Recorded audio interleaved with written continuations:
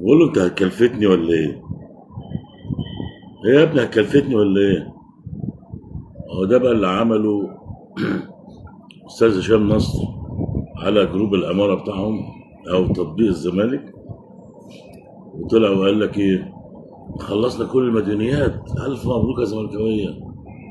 احنا كده كل القضايا اتقفلت، فضلش حاجه، يعني مفيش حاجه تعطلنا عن الرخصه الافريقيه.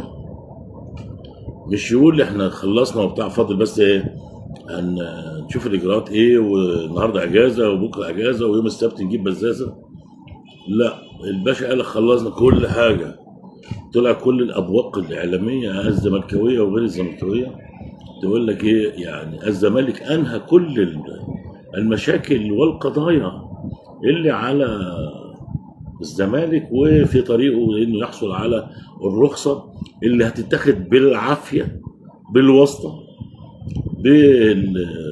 بالضمان المالي والاداري لاتحاد الكره وهاني ابو ريده. تسال يا سيدي، ناس سالت ابراهيم نضاي والوكيل اعماله، انتوا خلصتوا يا عم؟ قال لك لا، مفاوضات بس فشلت يعني. طب وانت يا سيدي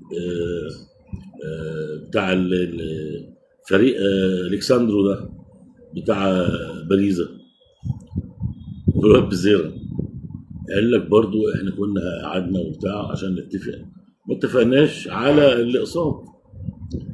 انما احنا ما خلصناش. ويا باشا اليوم اجازه ومفيش حاجه خالص، يعني ما تقدرش تعمل اي اجراء حكومي او بنكي او تحويلات ولا اي حاجه خالص. الناس ما طلعوش، ما كانوش واضحين. مش قالوا مثلا ان احنا في طريقنا ان احنا ننهي هذه القضايا، لا ده خلاص. يعني هشام نصر اجزم على جروب العماره بتاع الزمالك بتاعهم ده ان هو خلص. لا، انا بطالب الاهلي، بطالب سيراميكا، بطالب بيراميدز، اللي اعتقد ان هو ما بقاش واخد طريق الزمالك دلوقتي وان كان ظاهريا.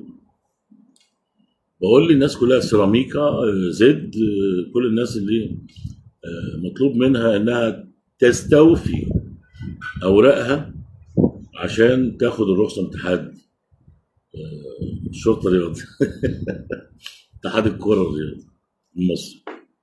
انا بطالبهم ان هم يبحثوا بحثا شديدا، ولو ناقص فاتوره كهرباء فاتوره ميه هو طالبك بيها ما تسيبوش، لو طالبك بالضرايب برضه ما تسيبوش.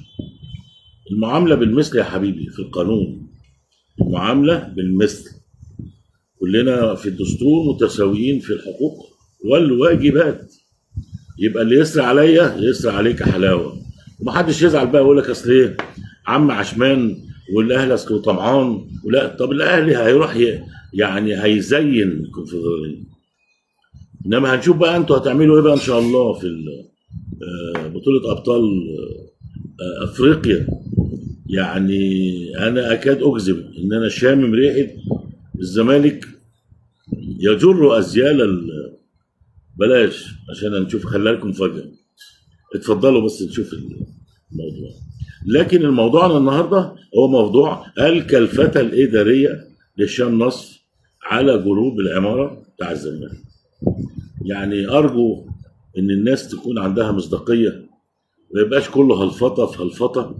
وإزاي أنا أكلفت الجماهير الزمالك قبل ما تكلفتني أنا؟ أنت كلفت الجماهير ووعدتهم ان انت خلصت خلاص والعشم وحش. عايز اقول له يا هشام يا نصر، عم عشم مات والعزا يوم الثلاث، بقى تعال اتفضل معانا. يا ريت تزح على جروب العمارة بتاع الزمان. سلام.